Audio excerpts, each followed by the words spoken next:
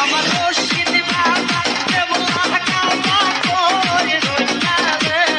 আমার রশিদ বাবা কেবলা কাবা কই রইলা রে ও তেরে পাগল বানাই কই রইলা রে